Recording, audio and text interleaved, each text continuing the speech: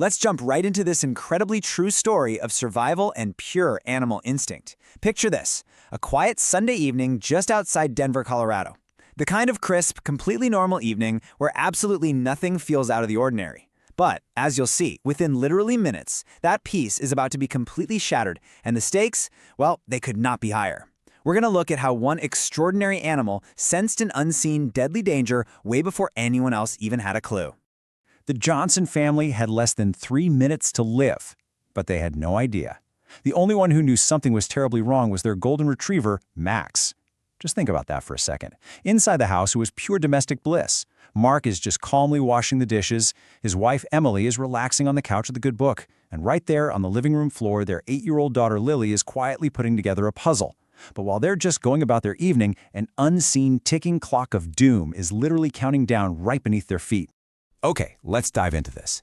Because on the surface, everything seemed perfectly normal. Max was doing exactly what golden retrievers do best, right? Just laying peacefully near the warm fireplace, totally and completely relaxed. The whole house was quiet, just filled with those soft everyday sounds. You know, water running in the kitchen sink, puzzle pieces snapping together. It's the absolute picture of safety. But then Max's incredible instincts suddenly kick in. Things escalated in seconds. 0 seconds. Max lifts his head. His ears stand straight up. He sniffs the air once, then again. 10 seconds. He jumps to his feet. 30 seconds. He barks louder than ever before. He runs to the kitchen, then back. 60 seconds. He scratches furiously at the back door. Emily frowns, totally confused. Mark just sighs. He figures, the dog just wants to go outside. So, Mark walks over. He opens the back door. But Max?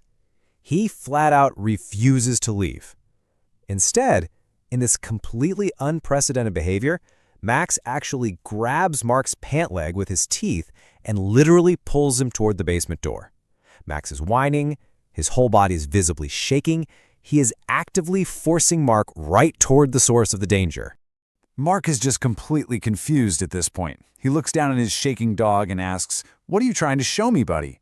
And right then, Emily realizes something is terribly, terribly wrong. She tells Mark they need to check it out. Mark stands at the top of the basement stairs. His hand is resting on the doorknob. He slowly opens the basement door. In a moment he stepped down those stairs, the invisible danger was finally revealed. He smelled it. Gas. This incredibly strong, thick cloud had already filled a massive part of the basement. Turns out, a damaged gas pipe had been leaking silently for hours, basically turning their basement into a literal powder keg. One single spark. Just one. That is all it would have taken to completely destroy the entire house with the whole family still inside it. Pure adrenaline immediately takes over. Mark yells for everyone to get outside, right now. Emily grabs Lily, and Max stays right beside them as they sprint out into the cold night air. With trembling hands, Mark dials 911. The whole neighborhood gets evacuated, and firefighters carefully enter the home in full protective gear. Just minutes later, a firefighter walks back out, looks right at Max, and delivers this absolutely staggering confirmation. He says, "If this dog hadn't warned you, you probably wouldn't be standing here." Now, what's really interesting about this slide is how incredibly quickly the town responded to this heroism. I mean, the news spread like wildfire. The local newspaper published Max's story. Television reporters showed up to interview the Johnsons. Max was even invited as a special guest to the nearby elementary school, where kids just lined up to pet him. And to top the whole shebang off, the town's mayor presented Max with a medal reading for extraordinary courage and loyalty. Fast forward a few months. The family finally moves back into the repaired home. Life is slowly returning to normal. But Max, he is forever changed in their eyes.